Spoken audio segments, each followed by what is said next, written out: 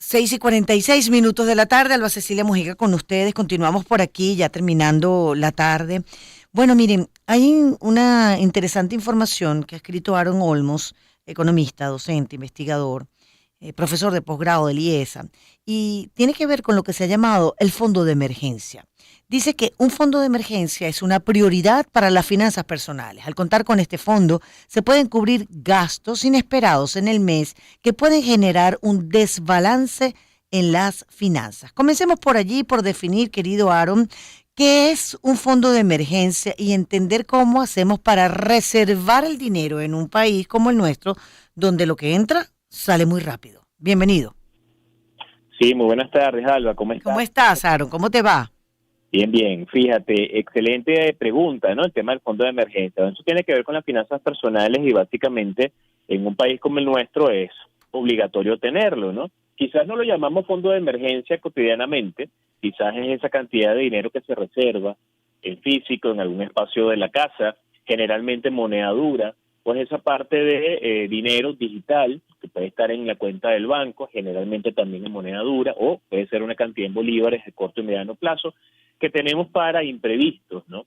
Y esto es importante porque evidentemente hay mucha incertidumbre, hay muchas expectativas, no sabemos necesariamente más allá de nuestra planificación y nuestra visión de futuro qué cosas puedan pasar y siempre es necesario tener esta reserva, ¿no? Este fondo de emergencia cerca de nosotros, ¿no? Ujú. Interesante porque dice que mensualmente tú puedes a través de este fondo de emergencia reservar el dinero para construir este fondo, que entre otras cosas es para estar preparado frente a cualquier inconveniente. Justamente vuelvo a hacer la misma pregunta anterior, ¿cómo hacer si no te alcanza un salario, tienes que gastar el dinero y de pronto no echar mano a ese fondo de reservas allí, de fondo de emergencia que tienes allí realmente para el nombre lo dice, para una emergencia? Bueno, efectivamente nosotros podemos hacer pequeños ahorros, ¿no? Y esto va dentro de lo que es la lógica de la administración propia de nuestro fondo, ¿no? De las finanzas personales en casa, entendiendo esto como, bueno, la buena gestión de los ingresos, el poder presupuestar gastos, tomar en cuenta costos, tener ese fondo de emergencia y pensar en un futuro en términos de retiro, ¿no? En una situación como la venezolana, dado la disparidad tan grande que hay con los niveles de ingresos, los niveles de gastos que tenemos en los hogares, bueno, lo primero que tenemos que tener es una relación de esos gastos que tenemos en casa, los que son recurrentes, los que pueden ser gastos extraordinarios, los montos no presupuestados para todo esto desde el punto de vista del funcionamiento del hogar. Y esto va de la mano entonces con la otra visión, que es la visión de los ingresos, ¿no? Ujú. ¿Cuánto se genera en el hogar? ¿Cuánto generan las personas que forman parte de esa unidad familiar, ¿no? Y cómo de Sí. alguna manera podemos llevar adelante esta visión de pequeños ahorros, ¿verdad? Que pueden ser porcentajes, porque cuando de alguna manera nos damos cuenta, si bien muchos vivimos pues en situaciones a veces de carestía puntualmente, bueno, podemos hacer pequeños ahorros, bien sean semanales, quincenales o mensuales, por pequeña que sea la cifra, principalmente moneda dura, lo digo de nuevo, Ujú. eh, pueden formar parte de esta visión de largo plazo de este fondo, ¿no? Sí. Voy a detenerme allí en lo que dices de la moneda dura, porque la recomendación para el fondo de emergencia que tú haces es una cuenta bancaria o de ahorros separada de lo que normalmente uno utiliza a diario para el consumo normal y natural del día a día. Pero cuando se habla, por ejemplo, de moneda dura, pues tendría que ser en una cuenta en dólares, en divisas, que ya en Venezuela se permite, porque hablar de una cuenta bancaria de ahorro, no hay ningún tipo de beneficio que pueda obtener una persona mientras tiene ese dinero guardado allí, ¿no? Claro, si es moneda nacional, las tasas reales son negativas, ¿no? Sí, Entonces, lo que te exacto. ofrece el banco contra lo que es la inflación en Venezuela, mensual, acumulada, o anual o interanual, realmente no tiene sentido. Precisamente por eso hablamos de principalmente moneda dura, Sí. bolívares en corto plazo, en mediano plazo, para enfrentar costos, gastos previstos en el hogar y efectivamente podemos tener la separación de estos dineros, bien sea en una cuenta o bien sea en físico. Y en el caso que nos ocupa, recordemos que Venezuela es un país multimoneda y en el occidente se usa más el peso colombiano, en el sur quizás se tiene el oro y el real brasilero, en el centro y norte tenemos quizás el dólar y el euro, hacia el oriente tenemos dólar y euro, Y también tenemos el tema de los criptoactivos con las monedas estables que también están presentes y muchas personas han descubierto también que por esa vía pueden generar cierta cantidad de ahorro. Sí, fíjate que leía también que decías que el fondo de emergencia no debe considerarse un ahorro ni calcularse como parte de un plan de ahorros a largo plazo, que si para la matrícula universitaria o para un carrito que te quieras comprar o unas vacaciones. Al contrario, es un fondo de emergencia que está destinado para cubrir las prioridades ante un imprevisto que siempre se te va a presentar. Un episodio de salud, una fase de desempleo, una inesperada reparación de un vehículo, en fin, o alguna eventualidad en tu hogar, perfectamente. ¿Y tú sientes que si uno se organiza, Aaron, puede realmente lograr tener este fondo sin ningún tipo de inconveniente, sin tocarlo, sin desesperarte y decir yo voy a echar mano de este fondo? Bueno, fíjate, es difícil, ¿no? Porque a veces ese fondo que está ahí, tú dices que no lo vas a tocar, los terminas tocando. Claro, Lo principal es que exista, que siempre esté dentro de la planificación de esas devolverlo finanzas quizá, personales, claro. Porque en devolverlo. definitiva, tú puedes tener un presupuesto mensual, algo, y tú dices, bueno, mira, yo con esta cifra mensualmente cubro, tengo algunos elementos quizás que puedan salir de esta regularidad de gastos o costos.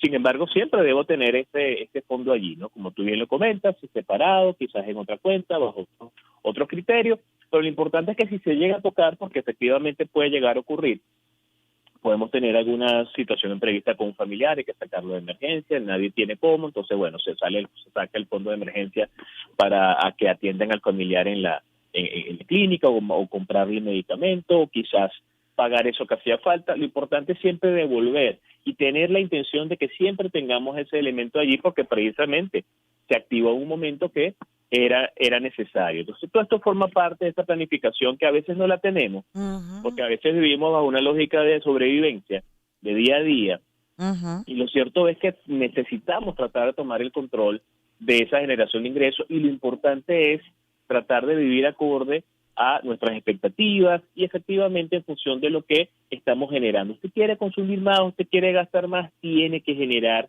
mayor cantidad de ingresos, bien sea por la vía del trabajo, bien sea por la vía del comercio, bien sea por la vía de las inversiones. Sí. Aaron Olmos es economista, es docente, investigador, profesor de posgrado del IESA. ¿Cuánto dinero debe obtener en un fondo de emergencia? Leía que la cantidad de dinero que debes reservar para este fondo va a depender de los gastos fijos que tenga, el estilo de vida que lleves también. Pero debes estar, sobre todo, ver exactamente cuáles son tus gastos más que tus ingresos o hay que hacer un equilibrio, un balance de ambos. Bueno, efectivamente, para alimentar el fondo de emergencia tendría que venir de los ingresos, tomando en consideración un presupuesto de gasto, ¿no? Entonces, en este sentido, hablamos de porcentajes, ¿no?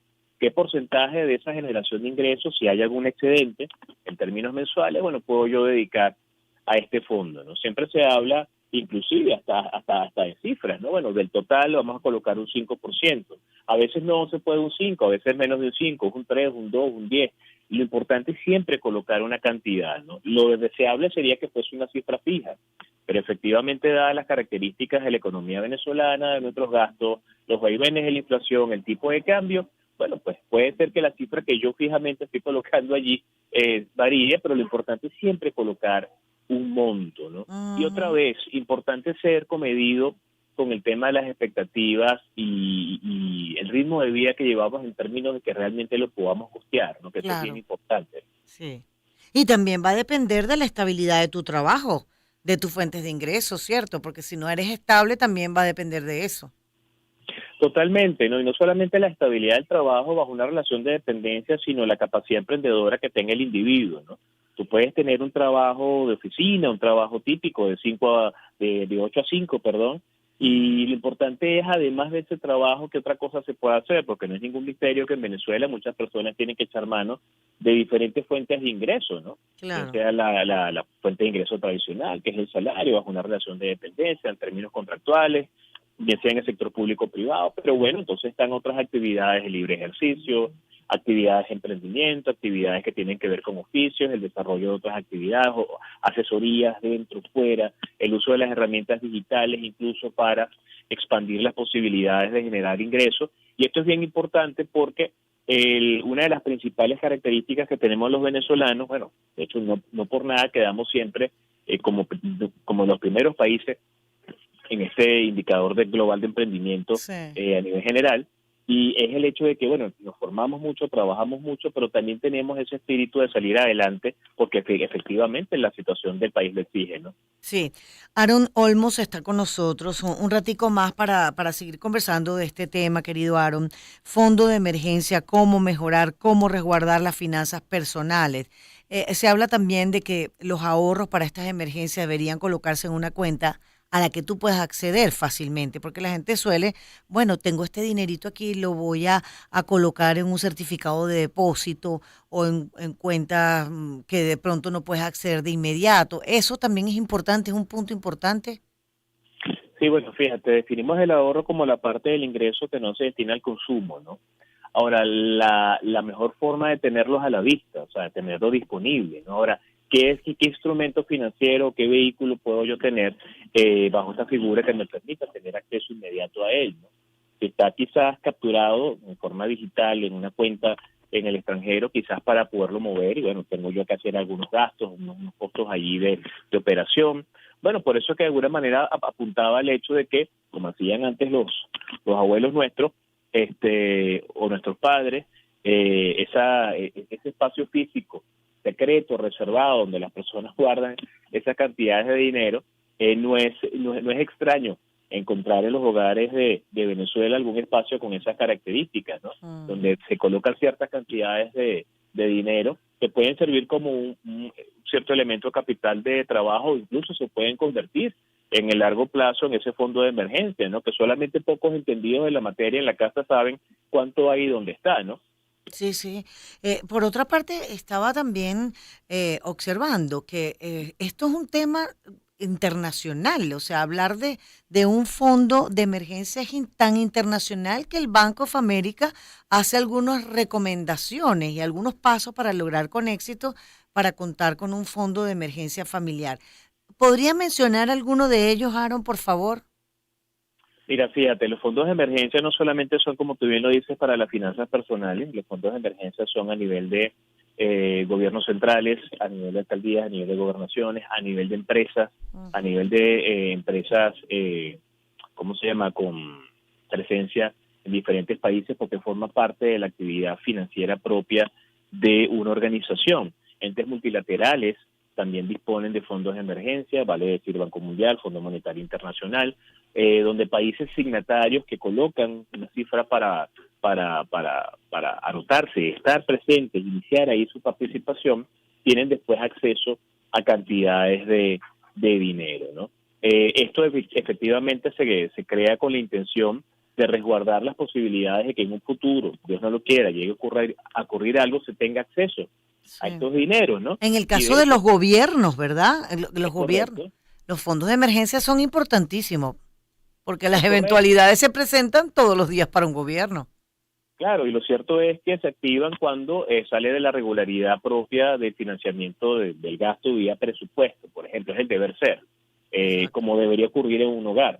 O sea, no es que todo está bien, entonces, bueno, vamos a echar mano al fondo de emergencia para hacer la fiesta de fin de año cuando eso no está pensado para eso, ¿no? O sea, cada una de las cosas tiene una razón de ser y si ese dinero está para algo, no se debería tocar para otra cosa. Pasa a nivel de las finanzas personales a título individual, pasa también a nivel empresarial, pasa a nivel gobierno y pasa a nivel de los entes multilaterales.